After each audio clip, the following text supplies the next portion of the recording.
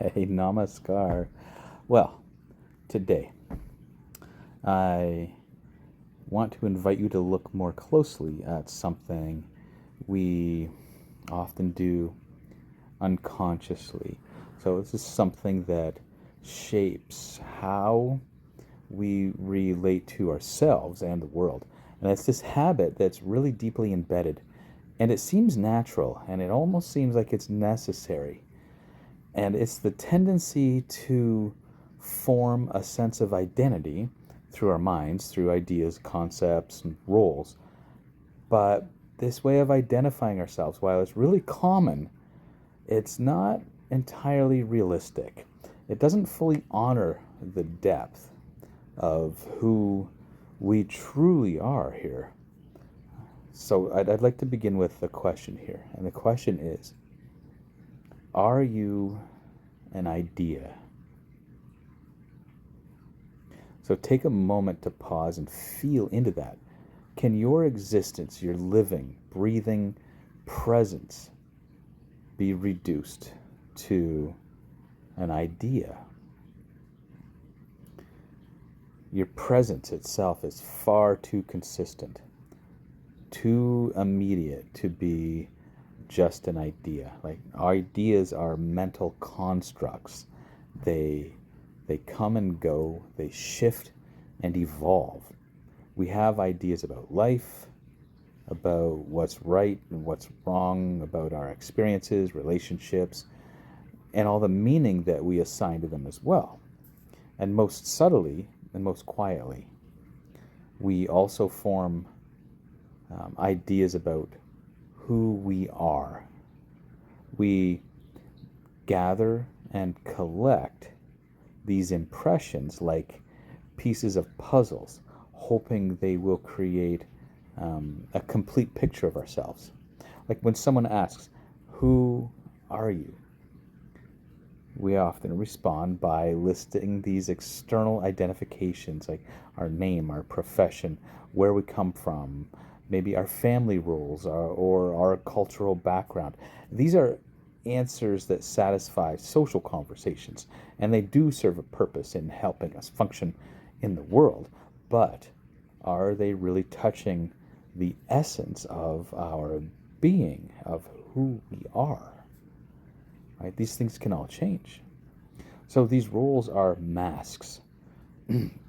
They're the garments woven by the mind, right? And they're stitched together by memory, emotion, and expectation. And behind each role lies a bundle of beliefs and stories, narratives. Some we've consciously adopted, and others we inherited or absorbed unconsciously.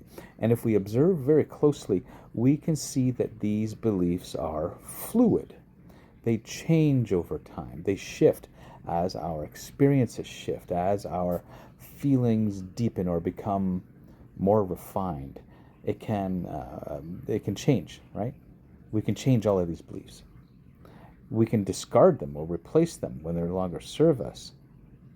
So, can they really be said to define us in any ultimate way? What if who you believe you are today is different tomorrow? So there's something remarkable that we often overlook here. Even as these beliefs and ideas come and go, even as emotions rise and fall, something within us remains constant, unchanging, silent, aware. It's that which watches the mind, right? It's it's that which feels joy and pain but is not confined by either one. It's that which notices the coming and going of thoughts but isn't disturbed by them. So this is awareness. This is presence, and this is who you are. Not the fleeting content of your mind, but the conscious space in which all content appears and disappears. Not the mask, but the one who wears it. Not the storm, but the sky it moves through. So to live identified with ideas is to live in limitation. To live anchored in awareness is to live in freedom.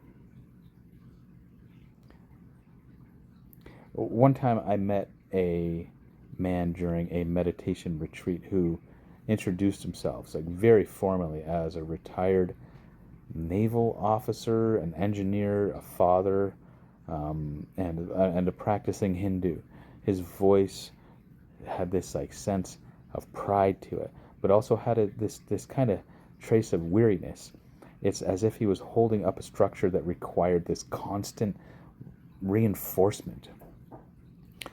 So, but during the retreat, this happens quite a bit. During the retreat, he experienced this moment of this deep stillness within this meditation, and it brought tears streaming down his face. And later, when I was speaking with him, he shared that in that silence, for the first time in his life, he felt who he really was without the roles.